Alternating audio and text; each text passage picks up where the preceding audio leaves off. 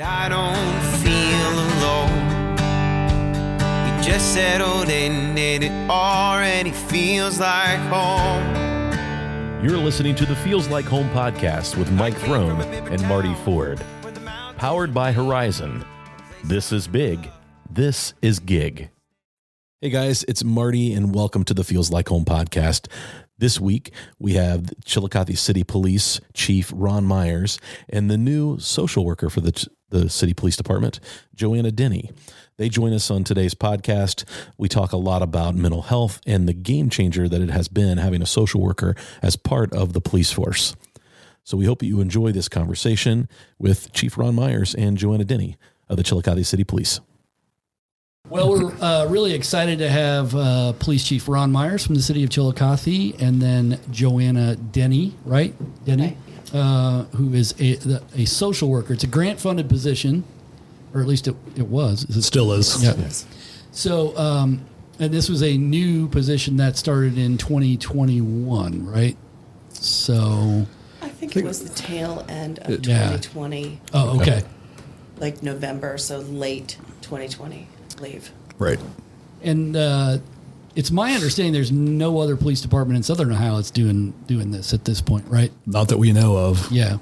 So my first question would be, so how do we get to the point where, because I mean, you know, I think all of us at this table probably remember that police departments in the past were, you know, management and officers, dispatchers, a few other people in there. Social work and that sort of thing never really entered into the equation. So how did we kind of get to this point? Over the past few years, law enforcement should not be involved too much in mental health, even over the past couple of years with, as more of a spotlight's been thrown on it. But I've recognized, for years back that we needed to approach it in a different manner. So since I've been, patrol officer, sergeant, captain, and now the chief, one of my priorities is mental health. So I've kind of spearheaded it, and then former Chief Washburn also was instrumental in our mental health program. So soon after I got the job, grant possibilities were coming up. Health department helped us get a grant, and that's how we originally hired Joanna, was through that. So we saw that there was a need for someone to be able to come in with the officers and help do assessments. And that's one of the things we really lacked was resources. Who's going to help, get somebody into treatment? Should a police officer be spending his day doing follow-ups? That's one of Joanna's responsibilities is to follow up with folks. So even if at 3:00 in the morning, now the officer doesn't have to worry about it, he can send Joanna a note and she'll follow up on it. Right. And I think when you mentioned treatment, I know retired officer Bud Lytle was doing that quite a bit. Mm-hmm. Of course, he retired and he's still doing that in his profession. But it is nice to be able to have somebody, I think, on staff that you can call. And, I noted that from the Gazette article that I saw, you're not only working with mental health, but you're working with homelessness, addiction, any type of crisis, those types of things. And so you probably see the gamut of everything in a week, probably in a day, maybe. Sometimes, any kind of crisis a person can go through is what we're dealing with. Any kind of crisis that an officer can respond to is something that I could potentially support with. And do you work with officers as well? Obviously there's a lot of, being an officer is a very stressful situation. And so are they free to come to you and discuss things, or you can help them find more resources, or maybe you're the resource? How's that work? They are absolutely free to come to me and talk if they want to, or if they want a referral, I can do that too. Yeah.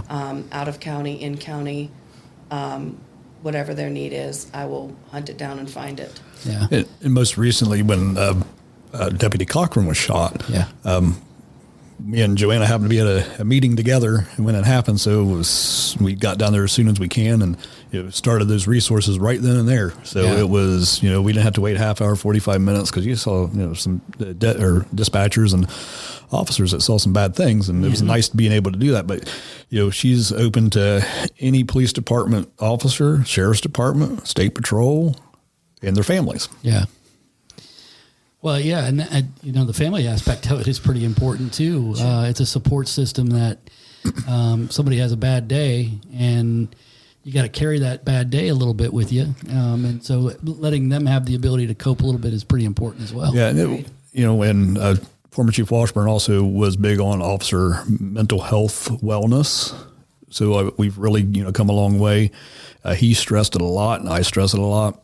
And, we often forget that our officers and dispatchers have trauma. Yeah. Right. Yep.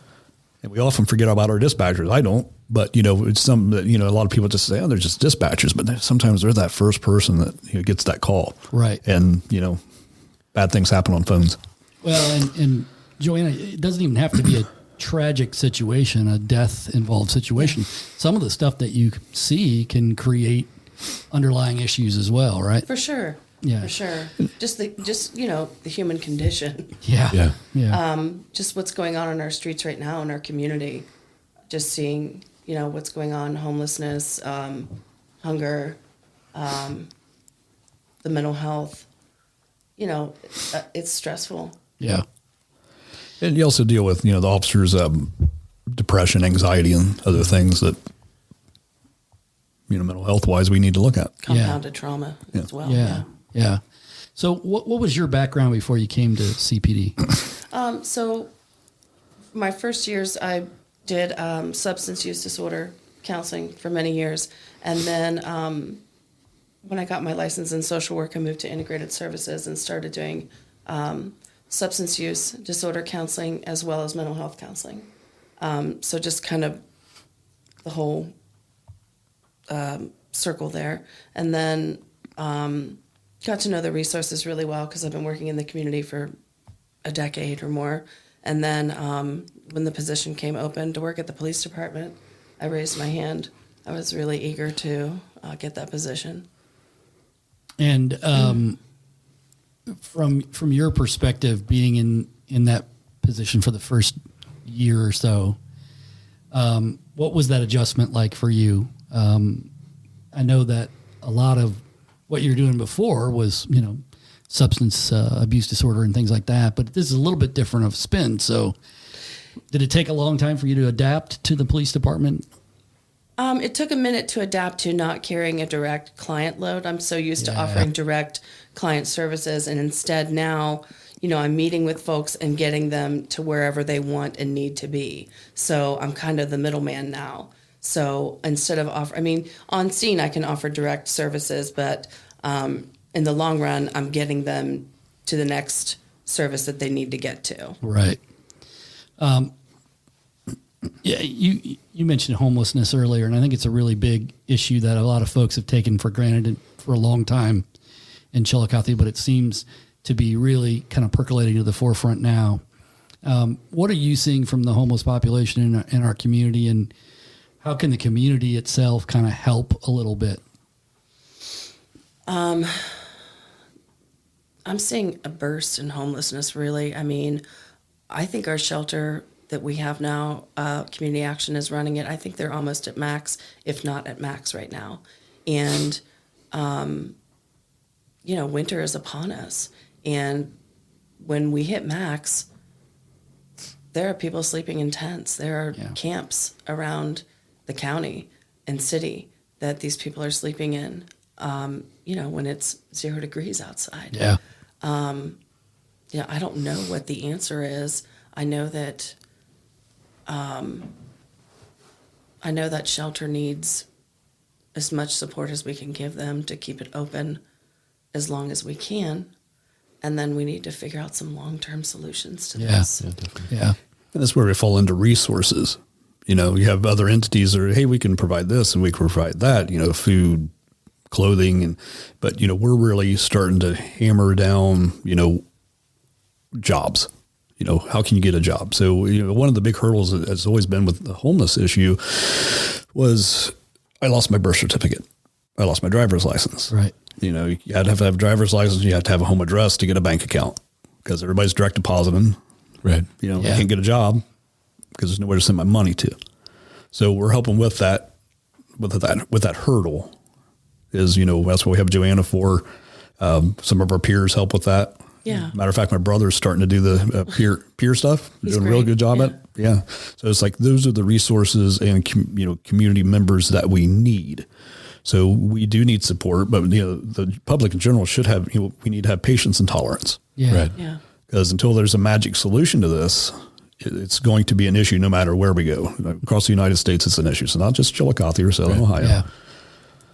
Well, and I think generally speaking, the approach for folks is, I don't like seeing that where I see it, so I'm going to call law enforcement Correct. and have them eradicate, get it away from me, right? And that's just kind of kicking the can down the road, right? Like, I mean, it's not addressing any situation whatsoever. Generally speaking, unless they're breaking a law of some kind, you don't have a response that you can. Yeah. It's And not they're against need the law to be appropriate. homeless. Yeah. Well, and that kind of puts us in a bad situation. A lot Sure. of times we have somebody that's either not from town or they just happen to go to a certain part of the neighborhood and they're like, this person's talking to themselves. I need to call the police.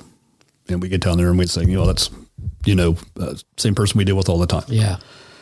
But, could it turn into a violent encounter just because somebody thought this person is acting weird?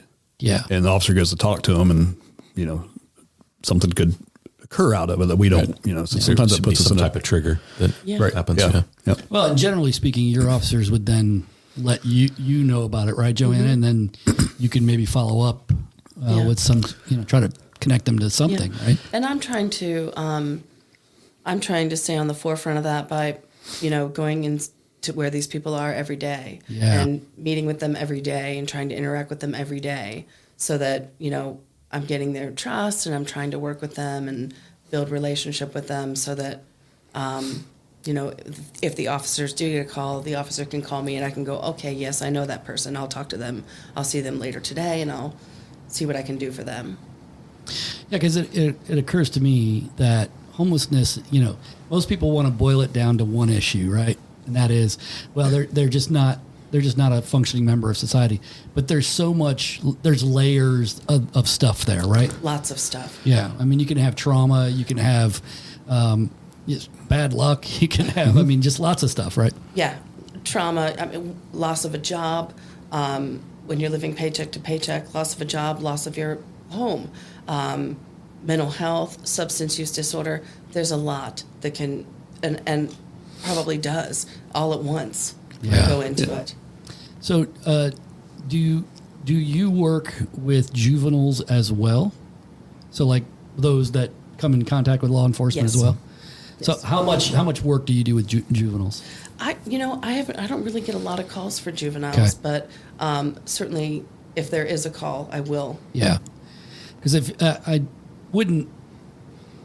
don't see a lot of juvenile homeless folks on the street, but I know there are juvenile homeless. Yeah. Yes. And that was one thing that I think a lot of people since they don't see it a lot, they don't know about. There is juvenile homeless. There's a little bit more, in my opinion, there's a little bit more resources for juvenile homeless.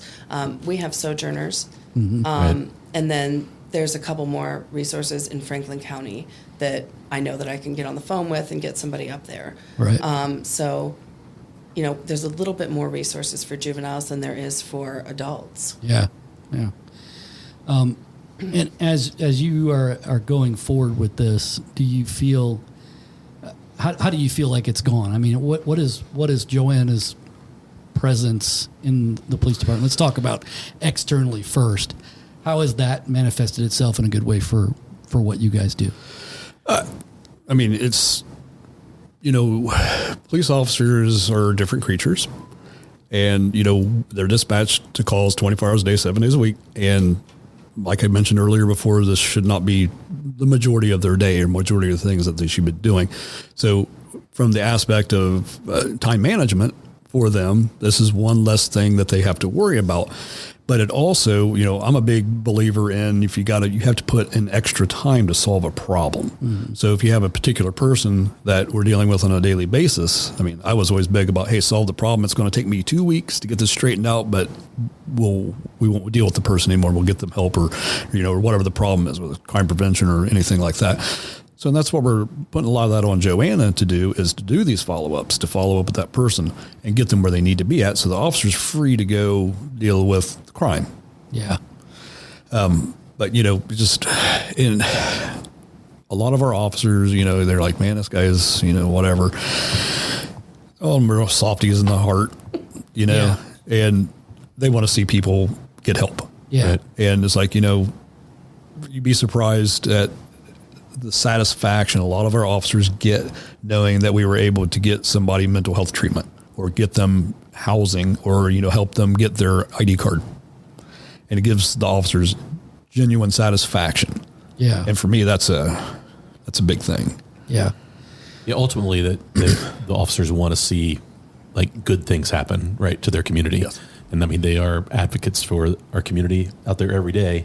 Yep. So when I was thinking about some of the things you said earlier, I guess I had not put a lot of thought in. We kind of look at our police force and our as like almost like superheroes, and that they shouldn't have to deal with those kind of issues, mental health problems and things, but they're all human beings and they all go home to the same problems that a lot of other people do. Just because they wear a badge and, their job is to protect the city, they still bump into these same things that everybody deals with. Yeah, we all have, people that are, in your family that have substance abuse disorders, have mental health issues, and maybe struggling with homelessness too. Yeah. We all have that in our families. That's right. Yeah. Just because you're an officer doesn't mean you're immune to that, right? Right. Yeah. Yes. Yep. Yeah, I think, sometimes people look at the response of an officer, like what you were saying earlier, like, oh, this guy has so-and-so or whatever. People look at that as callousness, whereas I look at it as frustration with the situation, right? Like I found myself doing this too when I was a journalist, and I would write stories about something and we would, offer solutions for things, and none of the solutions would be taken, and the problem kept persisting. Homelessness was one of them. You can't help but to get a little frustrated by that. And I think this at least alleviates some of the frustration when you're able to see somebody get help and start maybe making some progress. And it might be just a fraction of progress, but all progress is progress, right? So Right. I think that's incredibly helpful for our community to understand, And at the speed at which you can help provide resources now that maybe you didn't before. So, I mean, that's got to alleviate some of that frustration from like maybe the officers seeing something happen and trying to get help for these people.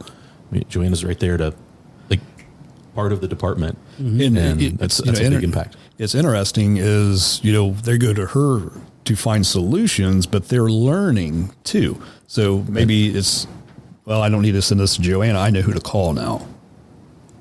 So they're learning. Sometimes they know who to call before I do. Yeah, They've been out on the road doing this for so many years. So it's a learning for everybody. Sure. With all this. So Yeah, it's amazing because I think officers and paramedics, firefighters, the people, those first responders, often know the issues in your community far before the elected officials know, or the movers and shakers, right? Because they're there every day, and in some cases they roll down the streets of the same neighborhoods every day or every work day or whatever, and they can see it, right? that's what I miss about working the street. Sure. People are like, hey, you know this person? I'm like, I haven't worked the street in a long time. I still get out and I still help take calls, and I'm out there still. I don't sit behind the desk all day, but it's not my job to go do this anymore. So it's always fun listening to the patrol officers talking about the community and who they're dealing with and what issues and things that they're doing, and listen to them at the briefing table saying, hey, we're having a problem with this person. So what do we need to do to solve the problem? I'm like, that's what I want. Yeah. And you've been a police officer for how long? This is my 27th year. 27th year. So, and did you always want to be a police officer? No. Well, I was in the Marine Corps. Right. And when I got out, it was like, what can I do? Uniform, camaraderie, brotherhood, all that good stuff like that. And I said law enforcement is probably my best bet. Yeah. So, and then I've always been community oriented, growing up in school and in life in general. I take good, I like community. I like helping other people. So yeah. this is definitely And you worked your way up from patrol officer all the way up to chief. Yes. Yeah. Yep.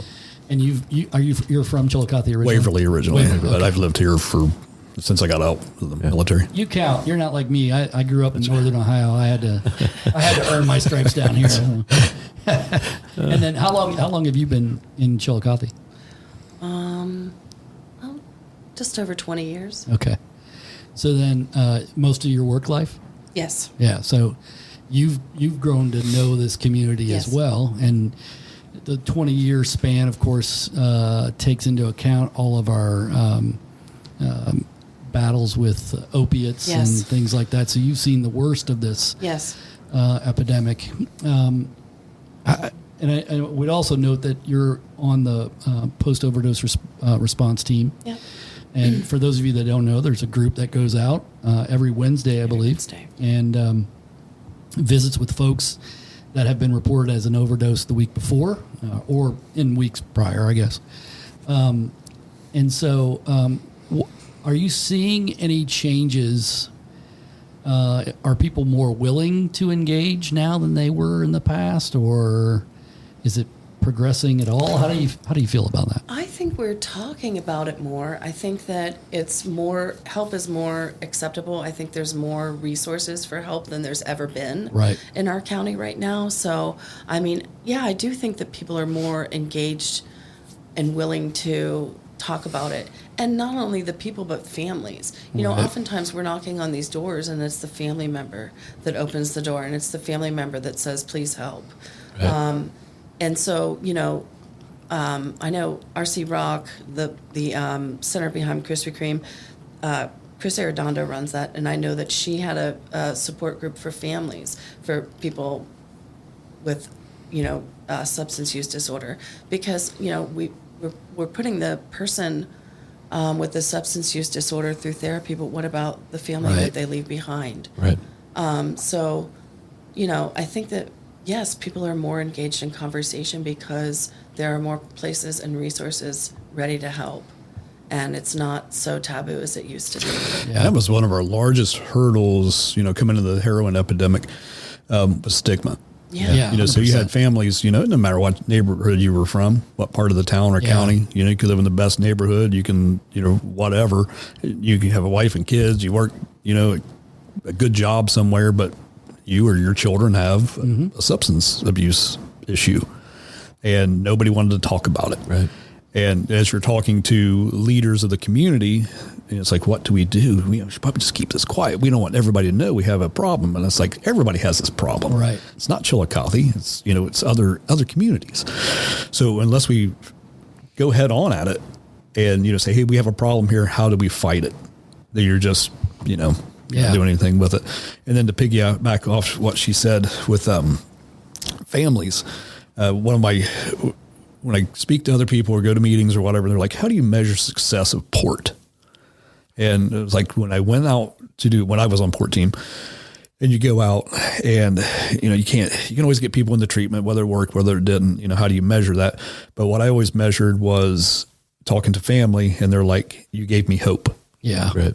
And that's just like, that's the best gauge of success right there. When you have a mom, a dad, a son, a daughter, a child, whatever, and they go, you gave me hope. Yeah. Well, and we've had to eliminate stigma around almost every part of the substance abuse disorder fight, right? Yes. When it was Narcan, you know, we went through that whole thing of, well, you're just, it's just letting them live to use again and all that other, like we went through all this whole business, right? But then I think when you see it work for people, and I think we've had great examples in our community of people that have come through it and are now powerhouses for helping people, which is awesome. Yes. You know, and those are the things that make it worth it. Those are the easy ones. But like what you're saying, hope you can't measure, right? Right. Yeah. It does. Yeah. It's not like there's a hopeometer somewhere where you can kind of say, oh, we reached 100% on that. So I think it's very interesting to kind of put it in those terms, because I think what we had for a long time was no hope. Like it was just, this was the way it was going to be. And despair. I was, you know, on the forefront of the crack epidemic, and then you had almost no treatment. Very, very difficult. And, you know, and that's what the neighborhoods that I worked in, there was, a certain, there was a crack problem, and I knew all the folks, and I mean, I'd make phone calls and try to get people into treatment. And sometimes you were able to do that, but there's not the resources that we have now. And I would love to have had these resources back then. Right. Yeah. The only, it's kind of like the blessing hidden in the filth, but it did really change our minds about how we offer resources and how we market the resources. The opiate epidemic forced us to do that, right? Like we couldn't just act like it was somebody else's problem anymore. Right. We really, because it was touching every part of Everybody. And often society gets kind of knocked around with, we didn't have this in the crack days and you have it now. Technology's changed. Medication has changed. The way we run programs have changed. And, it's not something that happened overnight. It took a long time to be where we're at. We still have a long ways to go. Well, and law enforcement has changed too. You have this slew of electronic crimes now that people can do. And, there's also the weaponry that's being used in some of this stuff is, incredible. I think of recently when you had the juvenile situation and you had high-powered automatic weapons involved in that. And I mean, it boggles the mind, but that is the way that the world is today. It's not something that we love, but it's something that's there, and you have to be able to respond to that. Right. And can't keep pushing it down the road. Yeah. Right. I would also note that you were honored by Adam H., I think, this year with an award that kind of encompassed your position. The folks that do mental health treatment and support to me are the true underdogs in our community. Like they're out there just toiling away, and sometimes it doesn't feel like they're noticed real well. Did it feel like it was an acknowledgement of your effort in the department, or just like you were carrying a flag for a lot of the treatment providers? It just felt really good to be acknowledged, and I was so honored because a lot of there's no magic wand for mental health. There's some folks out here that are really suffering, and you're just listening and being supportive and helping in any way that you can, but there's no magic wand. So to be honored for that work, I was really thankful. Yeah. This is big. Horizon Fiber Internet is ready Let them get you hooked up and power your Wi-Fi network with the speed and reliability that only a 100% fiber network can do. Horizon is ready to help you do what you do better. With real people, real rates, and a real service. Connect with them today, and the first month is free, plus no contracts and no data caps. Call 740-772-8331 or visit horizonconnects.com/Chillicothe to sign up today. Well, I can attest to that. My father struggled with depression and anxiety before he got dementia. He passed away a couple of years ago, and my mom just didn't understand it at all. And so she kept saying, he's going to be healed. He's going to be, he's going to be over this. And I kept saying to her, like, it doesn't really work that way. Right. And so, it's hard to get people to understand, especially in the families, to get them to understand, like, you're going to probably live with this forever. And you talk about hope. That's not a great hopeful statement, but you can learn the coping mechanisms to deal with it. Now, what can I do to support that family? Yeah. Right. Not just that person, now that family. Yeah. And we're educating those families. Right. Yep. Like you said, it's like you educate them how you're going to have to deal with this and what resources that you should have. Yeah. I mean, in a way, I was fortunate that I was in media, and so I was hearing a lot of these things, and we were writing stories on them, and so it was easier for me to say that. For my 75-year-old mother, it wasn't working. Like she was used to, you don't talk about these things, you don't, engage. It's just a lot tougher, So We still have that. There's still people that are resistant. Yep. And Yeah. Oh yeah, we see that a lot, I think.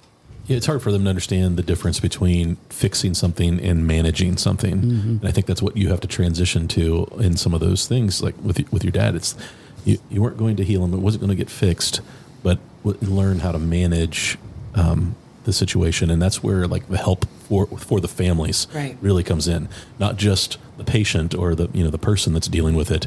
Is how do you help the whole entire family that's their support group manage this problem.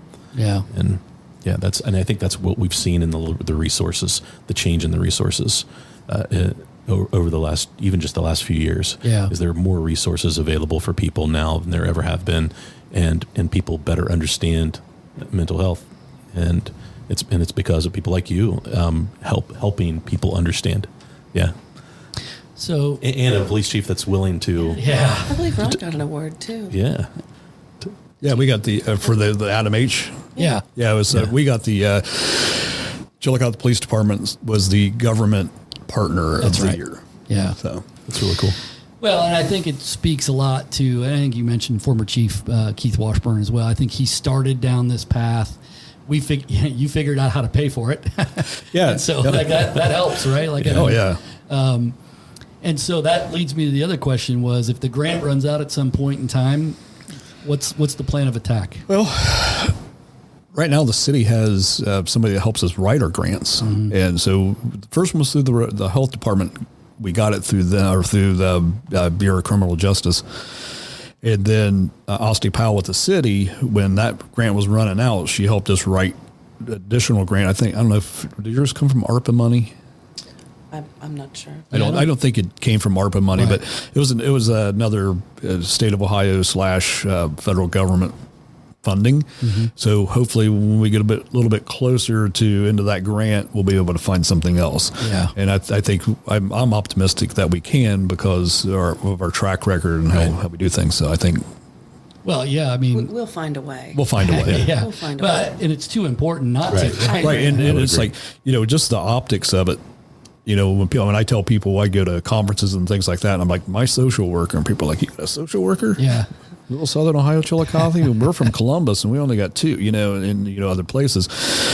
So, just the optics of it is a great thing. Yeah. But what we're doing, and what people don't see behind the scenes, and what she's doing, and our officers is, you can't measure that. Yeah. And I imagine now that you've been there for a while, everybody's pretty comfortable with each other. They know they can trust you. But I'm sure there was some period of adjustment there, right? Yeah. Any new job, there's a period of adjustment. That's true. Yeah. Yeah. Well, great. So I did want to talk. So are you still down officers? Yes. How many officers are you down right now? I think I can. We're very fluid right now. We got one getting ready to graduate the State Highway Patrol Academy this Friday. So that's positive. And we have another one getting ready to State Patrol Academy next month. And then we've got 2 more that are in an academy and 3 in an academy, and then hoping to send another one through the local one that used to be SOPTI up at OUC, now is going to Pickaway Ross. Oh, yeah. So we're hoping to send an officer to that too.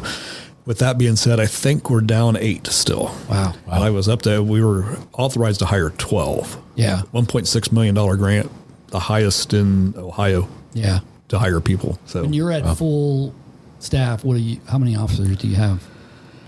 In theory. ordinance says 53. Okay. But we built that. The grant was written on our agency plan that I wanted, that we created. Right. And, if we can get up to that number, what Joanna does will be tenfold, Right. because we have officers that are assigned, community policing, crime prevention, that will be working hand in hand with her even more. Yeah. So you've been on as chief for 2 years? I think this is my third year. Okay. I can't remember. Yeah, because you came in 2020, right? Yes. Yeah. So do you feel like you've seen some progress in the city in terms of law enforcement and its relationship with the residents? Oh, I do. I mean, I talk to people every day. You generally take a mile walk downtown every day. And I talk to see people. you walk by quite a bit. Yep. And I can't get the heartbeat up because I got to stop and talk to people all the time. And, people are always like, hey, you appreciate what you're doing for the community. Your police department's doing a good job. And, I dealt with Officer such and such last night, done a great job. So I think that, the direction I want it to go is positive. And I think it's being well received. So how, changing how we operate, how we do things. And we're still years out from being where we need to be at. Even before I picked it up, a lot of officers doing great things. Yeah. More than what the public generally sees. Sure. But, now we're trying to highlight these things a little bit better. How can we do better training? How can we, inform the officers, like with the escalation and there's, things like 8 can't wait. How can we, redo our policies, which was the community said, hey, we want to review your use of force policy. Mm-hmm. Hey, not a problem. Everything in there was already up to date. That's how we've been operating for years. Yeah. So they look at it and they're like, this is how you operate use of force? Yep, it is. Yeah.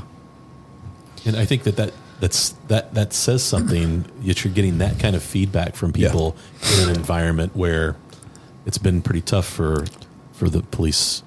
And those type of services. Even the officers a lot are like, oh man, everybody hates the cops.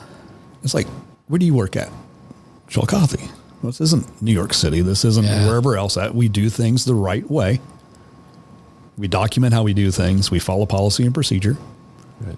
And, just do the right thing. Integrity and courage, personal responsibility. Yep. You follow those things, and you're going to be all right. Yeah. Every day I go out and you arrested somebody and they don't like you. Right. But I've arrested 1,000 people and, hey, I appreciate you, Meyers. Hey, Meyers. I still get that every day. Yeah. You put me in jail, I don't care. It's nothing personal. Doing the job. Yeah. But the outpouring of community support from the city for our law enforcement, I mean, I don't think there's another community I can go to and say, you don't have what we have. Right. And that's the respect that people are giving us because we do the right thing. Yeah. Treat people with compassion and empathy. And I think sometimes people have this wrong opinion that if you were at 53 officers, bad things wouldn't happen anymore. Right. That's just not reality. No. Right? Like you could still have a shooting at a hotel. Right. Right. You can still have kids that have access to high-powered rifles and automatic weapons. Like there's nothing that unless you can come up with Minority Report and figure out when people are going to do bad things before they do them. Right. Like you're going to have that. Right. Yeah, it's about how you address it once you know about it. Right. And that's, how we have our plan set up. It will address a lot of these things. Yeah. So more proactive policing, a larger crime unit, things that, way I want these ran. It's all database driven, heat mapping and all these things that I want that will get us up to speed with other communities. Right? Yeah. But until I can get that support, we're talking, hopefully within the next year, but we still need people. Right. Traffic units, community policing officers, all these things that, optic wise people see and they're like, man, I see a cop, he's pulling cars over, getting, speeders out of my neighborhood. Yeah. And then they see a community policing officer on a bicycle talking to little kids. Yeah. These are great things that we need to do in our community. Yeah. But you have to have people to do it. But you have to have people to do it. Yeah. What about like DARE and school resource officers? Do you see those things growing over time as part of that plan as well? Yeah. So right now we have one officer in the intermediate school. We love that guy. Yeah. Bolton House is amazing. Yeah, he's my son and talks about him probably every day. Yeah. So as we said, it's your program. It's not mine. You go do what you need to do to succeed. And he has taken that and he's ran with it. That's awesome. And like this last summer with the Community Day, 4th of July, he wants to do more of these things. So he's spearheading a lot of these programs. And, you always get DARE doesn't work. How do you know it doesn't work? Yeah, right. And it's a positive program for children. And, we're trying to intervene in their lives, because give Joanna less to do down the road, right? That's right. Yeah. So, but, even the smallest of, hey, can I talk to a child and what difference can I make in their life? And Bolton House is literally doing that. You see how he interacts with kids and he's like, every once in a while I talk to him. He's like, oh, I help this kid out and this kid out and go to the school. And he's like, little kids. And he's like, well, dealt with them and their dad last night, and he's having a problem or whatever. Yep. So he's making that connection. So it's a positive program. And like I said, he's going to keep doing this. And plus we have a police officer in a school that's doing good things. Right. Yeah. He doesn't do knee-jerk reactions. He responds appropriately. Yeah.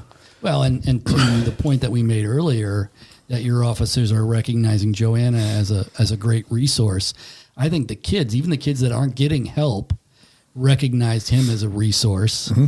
And so I can tell you my son has done this where he would say, you know, hey, I want to tell you about this situation that I know, and then he can act appropriately, right? Right. And Yeah. I think Certainly.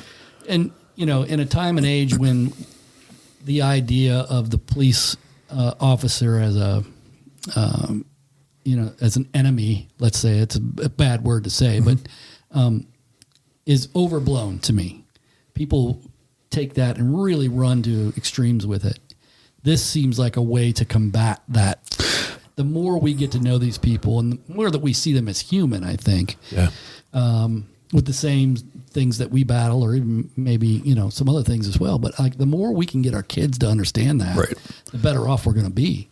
You don't have to be afraid of law enforcement. You can see them as a you know, a great resource. I mean, I would not take it wrong if my son went to somebody and said, you know, I see this going on in this school or on the playground or at the park or whatever. I would hope you would speak up about it, right? And hopefully that's what we're building for the future. Yeah. I mean, you know, having that relationship between the children and law enforcement is great. Yeah. And you have a great positive person that's doing the job. And we've always had great DARE officers. Yeah. You know, always had top-notch DARE officers. Yep. But, you know, like I said, this is your program. It's not mine. Yeah. You build it. You do it. And I've empowered him to do his job. He created what he's doing now. So he's building off the other DARE officers had created over the years. Yeah. And we're succeeding with that too. Yeah, that's awesome. Well, I can't thank you enough. Number one, I'm going to thank you for what you're doing, because honestly, this community is starting to see that the transformative. You're looking up because the dogs are barking. The dogs have been Dogs bark about every other podcast or something. So you just get used to it after a while. But yeah, thank you for what you're doing in the community. I think both of you are making a huge effort to try to bridge the gap between the community and the police department. And thanks for being on today. And, you know, anything we can do to help you out, we will certainly do. So if there's a situation that somebody thinks they would need Joanna or you in her role, how can they get a hold of you or her? Or? My information is on the city page. Okay. Under, I believe it's under the police tab. Yeah. I think so. Yeah. So anybody can call the law complex. They're called 773-1191, and just, you know, and she has her, and you have your own extension now, right? The dispatchers can give my number. Okay. Yeah. Yep. So, I mean, again, I think for most people that, you know, if you're out there and there's a mental health situation that you see and you think the police department needs to at least help somebody, I don't want them calling every time they don't want somebody in a place, like we mentioned earlier. Right. But, or addiction or substance abuse issues, any type of crisis, certainly think about our police department and the social worker, because we're more interested in connecting people with resources than being punitive. Right. And then we're not going to arrest our way out of anything. So, but thanks again for both of you for your time. Yeah, thanks for having us. When the night turns dark, they turn on the lights. You're listening to the Feels Like Home podcast with Mike Throne and Marty Ford. Powered by Horizon. This is big. This is gig. It feels a little strange, but I don't feel alone. We just settled in and it already feels like